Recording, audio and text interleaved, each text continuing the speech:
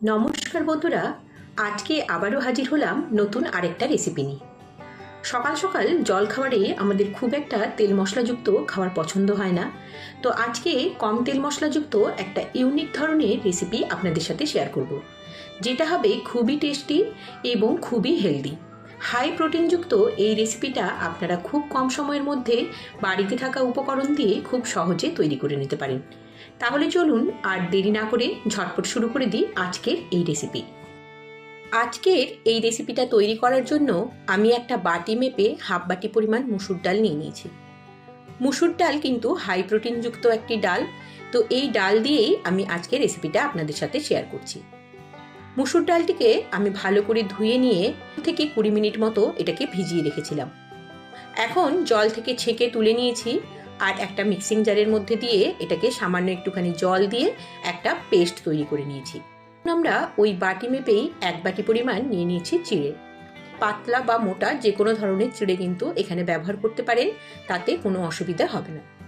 চিড়েটা দেওয়ার পর মুসুর ডালের সাথে এটাকেও বেশ ভালোভাবে বেটে নিতে হবে। আপনারা দেখতে পাচ্ছেন যে বাটাটা কিন্তু আমাদের হয়ে গেছে। আমরা এখন এই মিক্সারটাকে একটা বাটির মধ্যে ট্রান্সফার করে দিচ্ছি। তার সাথে এখানে আমি সামান্য আরেকটুখানিও জল ব্যবহার করছি।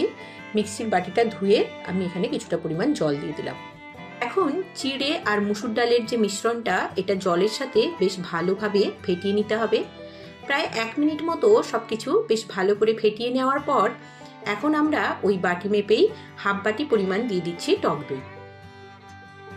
যদি টক দই না থাকে সেক্ষেত্রে আপনারা একটুখানি লেবুও কিন্তু এর মধ্যে ব্যবহার করতে পারেন, তাতেও এই রেসিপিটা কিন্তু পারফেক্টলি তৈরি হয়ে যায়। তো এখন দেখুন সবকিছু ভালো করে আমি আরও একবার মিশিয়ে নিচ্ছি। দইটা দেওয়ার পর দইটা কিন্তু বেশ ভালো করে মিশ্রণের সাথে মিশিয়ে নিতে হবে। এখন এটাকে ঢাকা দিয়ে আমি সরিয়ে রাখছি। এদিকে গ্যাসের ফ্লেমটা অন করে আমি একটা প্যান বসিয়ে দিয়েছি। প্যানটা একটুখানি গরম হলে তার মধ্যে আমি দিয়ে দিয়েছি 2 চামচ পরিমাণ রিফাইন তেল। তেলটা সামান্য একটুখানি গরম হলে এর মধ্যে আমি দিয়ে দিচ্ছি হাফ চামচ পরিমাণ সর্ষে আর হাফ চামচ পরিমাণ জিরে। তারপর এর মধ্যে দিয়ে দিলাম 1 চামচ পরিমাণ বিউলির ডাল আর 1 চামচ পরিমাণ ভাজা ছোলার ডাল। তো এখানে বিউলির ডাল আর ছোলার ডালটা কিন্তু একদমই অপশনাল, আপনারা চাইলে এটাকে টোটালি স্কিপ করতে পারেন, তবে এতে কিন্তু টেস্টটা অনেক বেশি ভালো আসে।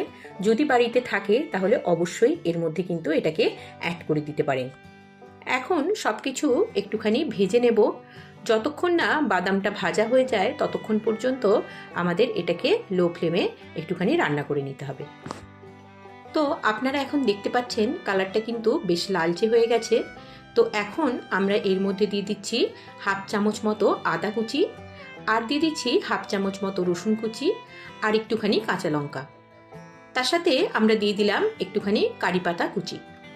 তো কারি পাতাটাও আবার বলবো এখানে কিন্তু একদমই অপশনাল, আপনারা যদি পছন্দ না করেন তাহলে কিন্তু সেটাকেও স্কিপ করে দিতে পারেন।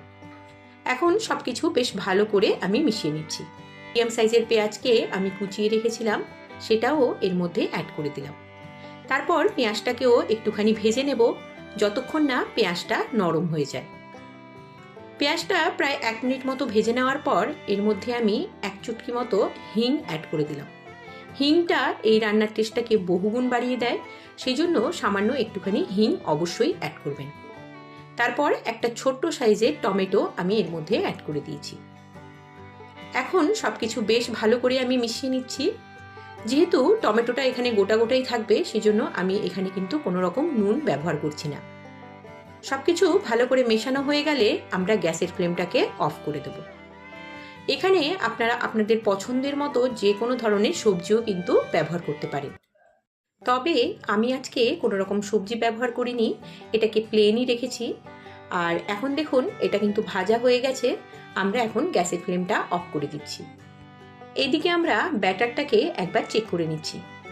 দেখুন এর মধ্যে আমরা যেহেতু চিড়ে ব্যবহার করেছি এটা বেশ অনেকটা জল শোষণ করে ফুলে গেছে। আমরা যে পেঁয়াজ টমেটো দিয়ে যে মিশ্রণটা তৈরি করলাম সেটা কিন্তু এর মধ্যে দিয়ে দেব।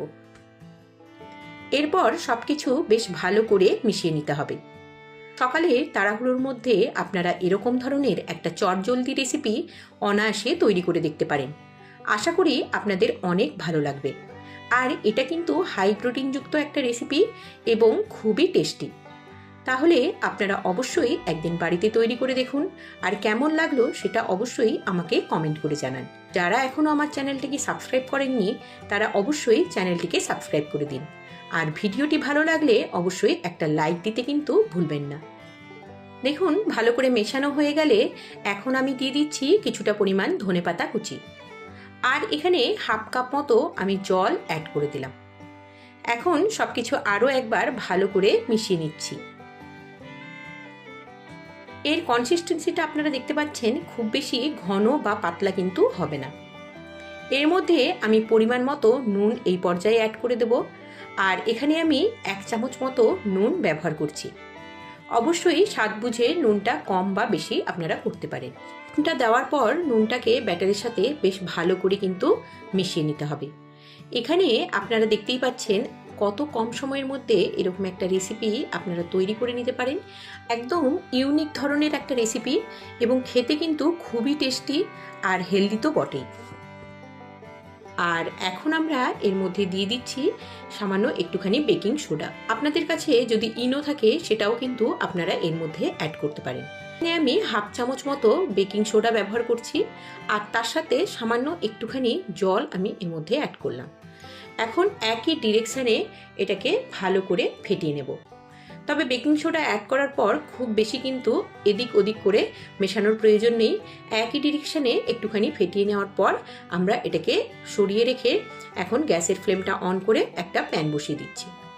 প্যানের মধ্যে আমরা এখন দিয়ে দিচ্ছি 1 চামচ পরিমাণ তেল, কিন্তু খুবই কম তেলে তৈরি হয়ে যায়। সেজন্য আমি এখানে 1 চামচ তেল দেওয়ার পর এর মধ্যে দিয়ে দিচ্ছি ওই ব্যাটারটা। আপনারা যে ধরনের প্যান ব্যবহার করবেন সেরকম অনুযায়ী ব্যাটারটা একটুখানি কম বা বেশি কিন্তু দিতে পারেন। আমি এখানে 3 চামচ পরিমাণ ব্যাটারটা এর মধ্যে দিয়ে দিলাম। দেখতেই পাচ্ছেন প্যানের চারদিকে কিন্তু ব্যাটারটা সুন্দরভাবে ছড়িয়ে গেছে। এখন এটাকে আমি ঢাকা দিয়ে 2 মিনিট মতো রান্না হতে দেব। প্রায় 2 মিনিট পর এখন ঢাকাটা খুলে নিয়েছি। নিচের দিকটা ভালো করে ভাজা হয়েছে কিনা সেটা আপনারা এই সময় কিন্তু একটুখানি চেক করবেন। যদি দেখেন নিচের দিকটা একটু লালচে কালার ধরেছে তখন কিন্তু এটাকে উল্টে দিতে হবে। এখানে আমি এরকম একটা প্লেটের সাহায্যে এটাকে অন্যদিকে উল্টে দিচ্ছি। এখন উল্টো দিকটাও আমাদের প্রায় 2 থেকে 3 মিনিট মতো ভেজে নিতে হবে। এতে ব্যাটারটা কিন্তু ভেতর থেকে একটুও কাঁচা থাকবে না, খুব সুন্দরভাবে কিন্তু ভেতরটাও সেদ্ধ হয়ে যাবে আর উপরটাও একটুখানি ক্রিস্পি হবে। সেই জন্য আমি এটাকে আবারও ঢাকা দিয়ে 2 মিনিটের জন্য রান্না করে নিচ্ছি।